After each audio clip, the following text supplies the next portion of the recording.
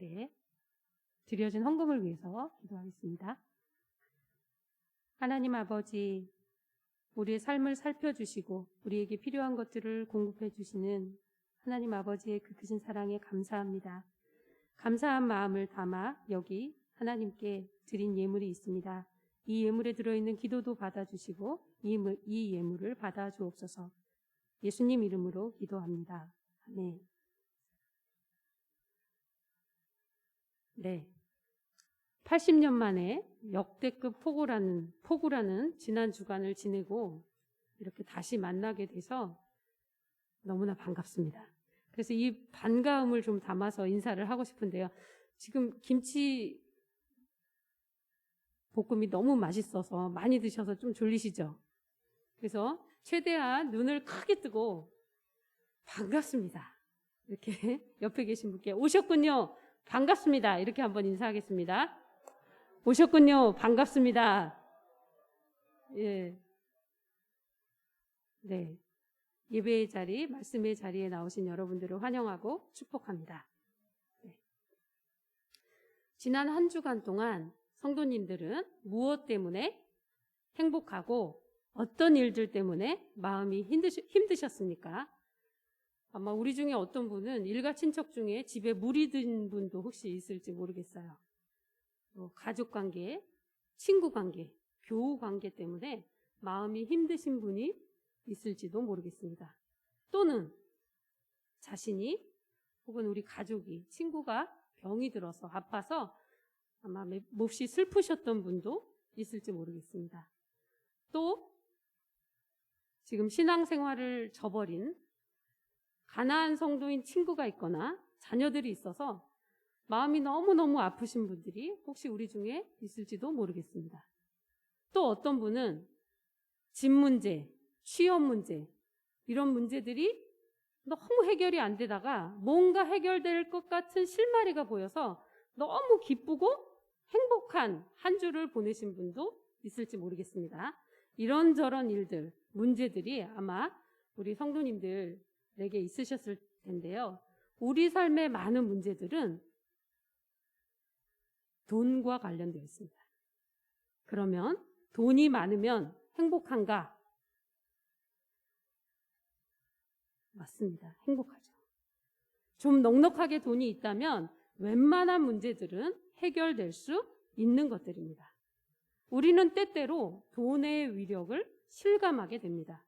돈은 우리의 필요를 채워주기 때문에 중요하지 않은 것이 아닙니다.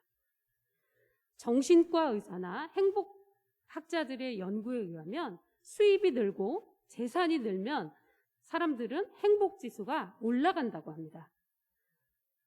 사람이 월세에 살다가 전세로 옮기고 전세에서 집을 사게 되고 좀 작은 차를 타다가 큰 차를 살 돈이 생기면 어떻게 됩니까? 행복감을 더 느끼게 된다고 합니다. 그런데 그 행복지수는 중산층 정도의 경제 수준을 넘어서면 그래프가 꺾인다고 합니다. 이전에는 가파르게 상승했던 그래프가 점점 수평에 가깝게 된다고 합니다. 그런 경험들 있으시죠? 돈이 다 많으셔서 돈 때문에는 행복한 경험을 해보지 않은 부자들이시군요. 맞습니까? 맞다고 하셨네. 네. 저는 어떻게 하다 보니까 지금 반백살 넘었는데 계속해서 무상거주를 하고 있습니다. 놀랍죠? 참 이 은혜가 얼마나 주거비용이 안 드는 무상거주를 계속해서 하고 있고 아직 차를 한 번도 사보지 못했습니다. 제가 결혼할 때 제 친구가 저에게 차를 줬어요. 자기가 타던 차를. 근데 그 차가 고장날 즈음에 또 다른 분이 그거보다 좀 큰 차를 주시더라고요, 저에게. 그래서 조금 큰 차를 탔더니 얼마나 행복하던지요. 그래서 진짜 행복하구나. 네, 처음 집을 살 때 그 행복감 한번 생각해 보십시오. 네, 건강을 잃어본 사람은 건강이 회복되면서 행복을 느낀다고 합니다. 그러나 어느 정도 건강을 회복하고 나서는 그 행복감이 절감된다고 합니다. 사람들을 보면 젊을 때는 사랑이 최고, 중년이 되면 돈이 최고, 우리 얘기는 아니죠. 노년기로 갈수록 건강이 최고다, 이런 말도 사람들이 합니다. 그런데 노년기를 지나고 죽음이 임박하면 무엇이 최고일까요? 살아있는 것이 최고일까요? 예수님이 최고라는 것을 알게 될 겁니다. 그제서야 나에게 그렇게 중요하게 생각되던 것들이 나에게 생명을 줄 수 없는 잠시의 유익만 주는 그런 것들이었구나를 느끼게 될 겁니다. 오늘 본문 빌립보서 3장 7절에서 8절, 네, 한번 함께 읽을까요? 빌립보서 3장 7절에서 8절 본문. 시작. 그러나 무엇이든지 내게 유익하던 것을 내가 그리스도를 위하여 다 해로 여길 뿐더러 또한 모든 것을 해로 여김은 내 주 그리스도 예수를 아는 지식이 가장 고상하기 때문이라. 내가 그를 위하여 모든 것을 잃어버리고 배설물로 여김은 그리스도를 얻고. 네. 바울 사도는 내 주 예수 그리스도를 아는 지식이 가장 고상하다고 말합니다. 제가 이 본문을 메시지역으로 읽어드리겠습니다. 그때는 이 모든 것이 내게 너무나 소중하고 가치 있는 것들이었습니다. 그러나 예수 그리스도를 만난 이후 그 모든 것이 아무 쓸모없는 것임을 알았습니다. 그것들뿐만 아니라 이 세상 그 어떤 것도 내 주 예수 그리스도를 아는 것과 비교가 되지 않습니다. 예수 그리스도를 위하여 나는 모든 것을 버렸습니다. 모든 것이 쓰레기처럼 아무런 가치가 없다는 것을 이제 압니다. 이로써 나는 그리스도를 알게 되었습니다. 바울은 누구보다 화려한 이력을 가진 사람이었습니다. 좋은 가문인 베냐민 지파에서 태어났고 히브리 사람 중 율법으로 치면 당시 최고의 선망의 대상이었던 베냐민 지파였습니다. 바리새파 사람이었습니다. 율법의 의로도 흠잡을 데가 없었던 사람이었습니다. 요즘 말로 하면 스펙이 빵빵한 완벽한 사람이었던 것입니다. 그러나 부활하신 주님을 만나고 그는 완전히 새로운 세계에 눈이 열렸습니다. 그전에는 볼 수 없었던 것을 보게 된 것입니다. 그는 그리스도를 아는 지식이 가장 고귀하기 때문에 이전에 이루었던 것은 무엇이든지 해로운 것으로, 심지어는 오물로 여긴다고 말합니다. 바울은 그리스도의 빛이 자신의 내면에 비춰드는 순간 그는 지금까지 소중하게 여겨왔던 모든 것들이 지푸라기에 지나지 않는다는 것을 깨달았습니다. 그 순간 그의 정신의 지평이 확 열리는 것을, 트이는 것을 느끼며 진정한 자유를 맛보았을 것입니다. 어떤 고난도 시련도 그리스도를 향한 그의 발걸음을 가로막을 수 없었습니다. 이전에는 벗어 던지려고 했던 약함과 고통을 오히려 자랑거리로 여겼습니다. 자신의 약할 때가 곧 주님의 은혜가 유입되는 순간임을 알았기 때문입니다. 바울이 주 예수 그리스도를 아는 것이 가장 고귀하다고 말할 때 그 그리스도는 오늘날 교리 안에서 박제화된 예수는 아닐 것입니다. 움직이지 않는 책 안에만 갇힌 그런 예수님은 아니었다는 말입니다. 사람들을 지키기 어려운 계명 속으로 몰아넣는 당시의 종교를 가차없이 비판하시던 개혁자 예수님, 만나는 모든 대상들에 대한 한없는 연민에 불타올랐던 사랑의 사람 예수님, 죽음 앞에서도 당당하셨던 예수님, 눈앞에 닥친 폭력 앞에서도 내가 세상을 이겼다 하고 말했던 예수님. 바울은 바로 그분 안에서 하늘을 보았고 그분 안에서 영생을 보았습니다. 바울은 그 예수에게서 그가 그토록 찾던 진리를 본 것입니다. 세상에는 똑똑하고 유능한 사람이 참 많습니다. 하지만 하나님을 두려워하고 예수님만을 자랑하고 죄 짓는 것을 부끄러워하는 이들은 많지 않습니다. 약자를 배려하고 자기를 넘어 공공의 이익을 위해 스스로의 욕망을 조절하는 성숙한 인격을 지닌 이들을 찾기가 쉽지는 않습니다. 그래서 세상은 거칠고 메마른 곳으로 변합니다. 지금 우리 시대의 문제는 예수 정신을 품고 사는 사람이 적다는 데 있습니다. 예수를 믿는다고 고백하는 사람들은 많지만 예수의 혼에 사로잡힌 이들은 많지 않기 때문입니다. 진정한 회개는 혈과 육을 십자가에 못 박고 그리스도의 옷으로 갈아입는 것입니다. 예수님은 세상에서 가장 중요한 것을 한마디로 말씀하셨습니다. 너희는 마음을 다하고 뜻을 다하고 성품을 다하여 주 너희의 하나님을 사랑하고 내 이웃을 내 몸처럼 사랑하라. 우리의 삶에서 이보다 더 소중한 가치는 없습니다. 인간을 가장 인간답게 살게 하는 것이 바로 이것입니다. 문제는 이것이 소홀히 여겨지고 있다는 것입니다. 오늘 본문에서 보여주듯 바울 사도는 예수님을 만나고 생애 목표가 바뀌었습니다. 부활하신 예수님을 만나 이전에 자랑스럽게 여겼던 것들을 오물로 여기게 된 그는 이제 하나의 목표를 향해 나아가는 사람이 되었습니다. 그는 이것을 이렇게 요약합니다. 10절의 말씀을 제가 메시지역으로 읽어드리겠습니다. 이제 내가 바라는 것은 그리스도를 알고 죽음에서 부활하신 그 능력을 체험하며 그리스도와 함께 고난받고 그분과 같이 죽는 것입니다.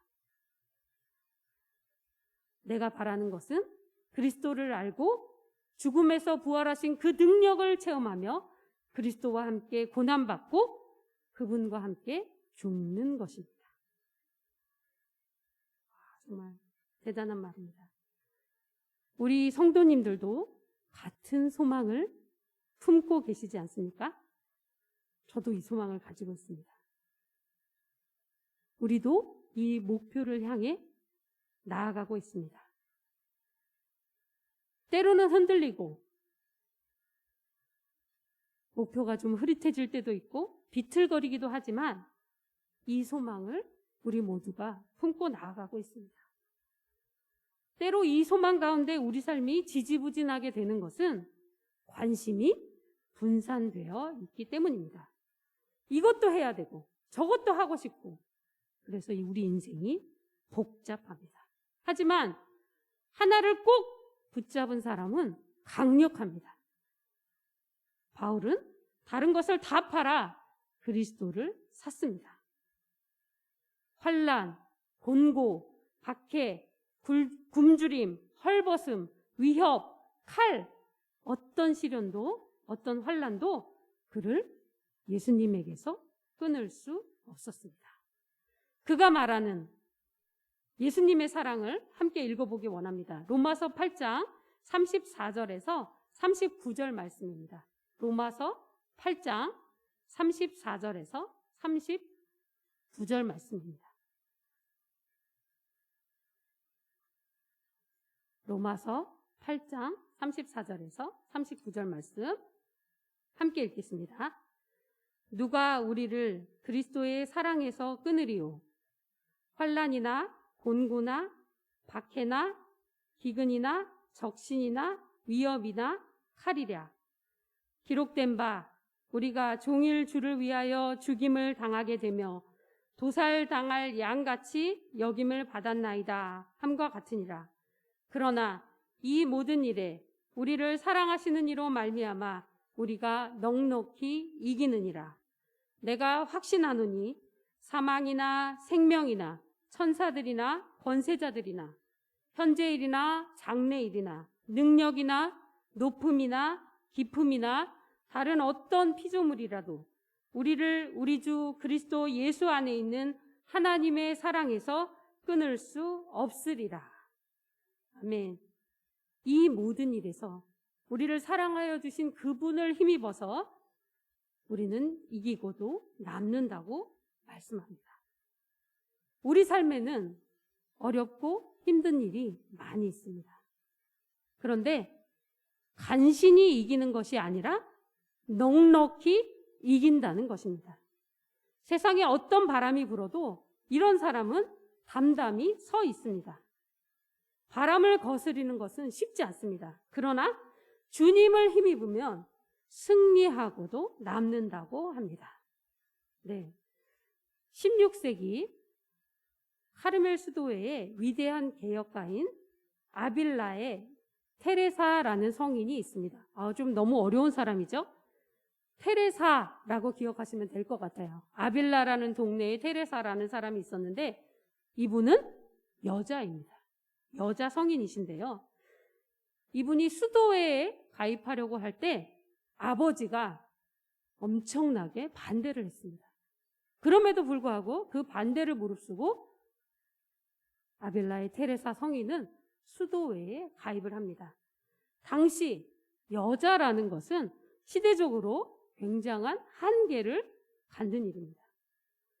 세속화되고 타락한 당시의 수도원을 아빌라의 테레사는 개혁하는 일을 했습니다. 여자의 몸임에도 불구하고.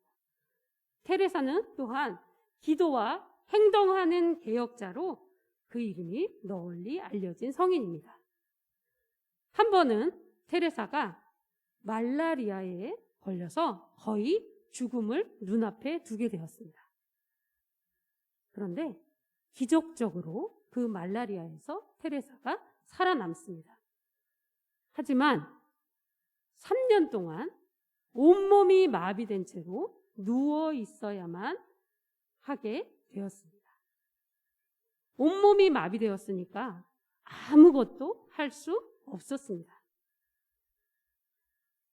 이 고통의 시간 동안 테레사는 오직 기도에만 전념했습니다. 자신을 사랑하시는 하나님께 온 마음을 다했습니다. 전신마비로 누워서 예수 그리스도를 얻으려는 깊은 마음을 가지고 신앙의 세계로 나아갔습니다. 후에 고침을 받은 그녀는 스페인의 많은 수도원을 돌아다니며 타락한 수도원들이 본래 규칙대로 그렇게 엄격하게 규칙대로 생활하도록 돌아가도록 개혁하는 일을 했습니다. 그리고 테레사 성인은 그 깊은 기도 가운데서 주님과 나누었던 대화들을 책으로 또 대화문으로 많이 엮어서 그것들이 지금도 남아 있는데요. 어느 날 한 번은 말을 타고 개울을 건너다가 말이 비틀거리는 바람에 물속으로 내동댕이 쳐졌다고 합니다. 테레사는 하나님께 불평했습니다. 그러자 이것이 내가 친구들을 다루는 방식이다 라는 음성이 들려왔다고 합니다. 테레사는 당신께 친구가 없는 게 전혀 이상할 게 없군요 라고 대꾸했다고 합니다. 말은 투덜거림이지만 이 무언의 대화 속에서 서로에 대한 깊은 신뢰와 사랑이 느껴집니다. 하나님의 사람들이 세상에서 겪는 시련 속에서도 평온한 까닭은 자신을 종으로 부르신 분에 대한 믿음과 인생에서 자신이 서야 할 자리에 서 있다는 확신이 있기 때문입니다.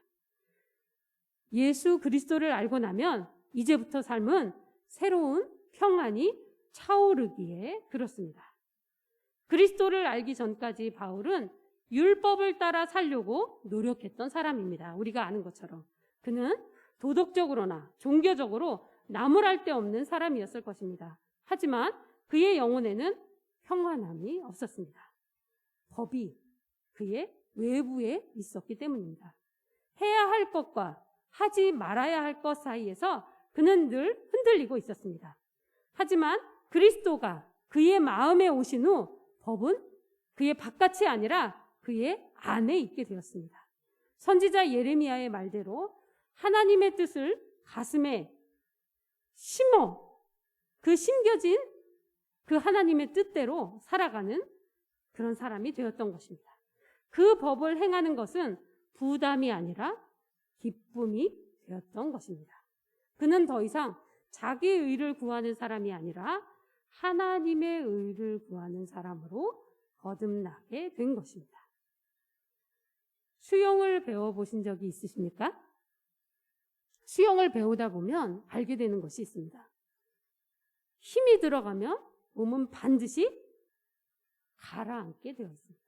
물에 빠져들게 마련입니다. 힘을 빼야 물의 부력에 의해서 몸이 떠오릅니다. 초보자들이 몸에 힘을 주는 까닭은 두려움 때문입니다. 힘을 빼야 한다는 것은 알지만 그게 그렇게 쉬운 일이 아니기 때문입니다. 생각에는 무게가 없는 것 같지만 생각이 얼마나 무거운지 이것만 보아도 알 수 있습니다. 예수님을 향해 물 위를 걷던 베드로가 물속에 빠져들어간 까닭은 자의식이 생겼기 때문입니다. 힘을 뺀다는 것을 신앙에 적용해보면 자기 의를 추구하지 않는다는 말이 됩니다. 그리스도를 마음에 모신 사람은 하나님의 영광을 위해 자신을 봉헌합니다. 바로 그때 자유를 누리게 되는 것입니다. 그리스도를 안다는 말은 그에 대한 정보를 많이 수집했다는 말이 아니라 그분의 심정으로 사람과 세상을 대하게 되었다는 말입니다. 그리스도를 안다는 것은 주님의 마음을 품고 사람과 세상을 대하게 되었다는 말입니다. 그 마음은 사랑과 연민이 지배합니다. 바울은 주님의 부활의 능력을 깨닫고 싶다고 오늘 본문에서 말합니다. 부활의 삶을 살아내고 싶은 것입니다. 세상의 어떤 세력 앞에서도 주눅들지 않고 우뚝 서서 하나님의 뜻을 행하는 그런 사람으로 살다가 주님의 고난에 동참하고 그분의 죽으심을 본받는 사람이 되는 것이 그의 소망입니다. 좋은 가문과 좋은 학벌을 가졌던 자신은 죽어도 상관이 없다는 것입니다. 그는 예수 그리스도를 따르며 부활의 기쁨에 참여하게 되기를 바라보고 소망하고 있습니다. 오늘 본문 뒤에 12절에서 바울은 자신이 아직 이런 자리에 섰다고 말하지 않습니다. 12절 말씀을 제가 읽어드리겠습니다. 메시지입니다. 내가 하나님께서 원하시는 모습으로 이미 완성되었다고 말하는 것이 아닙니다.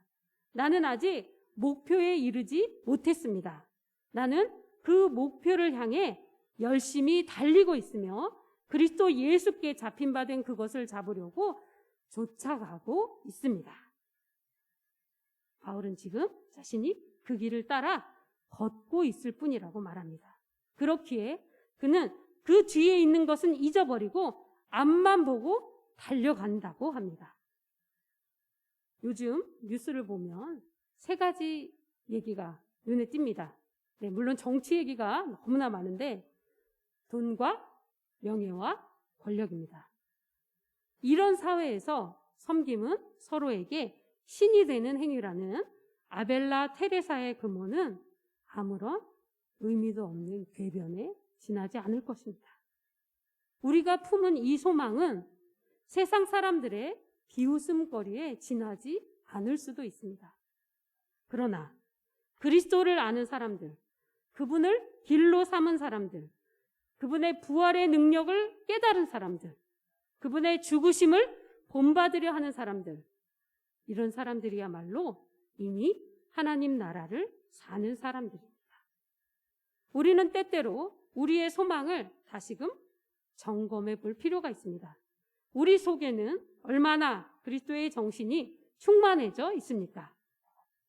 그리스도를 알고 그분의 부활의 능력을 깨닫고 그분의 고난에 동참하여 그분의 죽으심을 본받으려는 거룩한 영신의 성도 여러분, 여러분이 일하는 데에도, 살림을 하는 데에도, 가족과 이웃을 대하는 데에도, 교회에서 봉사하는 데에도 이 거룩한 소망을 따라 그리스도의 숨결을 불어 넣읍시다. 예수님의 심정으로 세상과 사람을 대합시다. 우리는 그리스도 예수께 붙잡힌 사람들입니다. 우리만 예수님을 아는 것이 아닙니다. 예수님이 우리를 아십니다. 우리가 그리스도 예수님을 알고 부활의 능력을 깨닫고 그분의 죽으심을 본받으려고 나아가는 우리 발걸음은 너무나 복되고 아름다운 것입니다. 주님의 사랑과 평화가 우리를 더욱 이 소망 가운데로 이끌어 주시기를 축복합니다. 기도하겠습니다.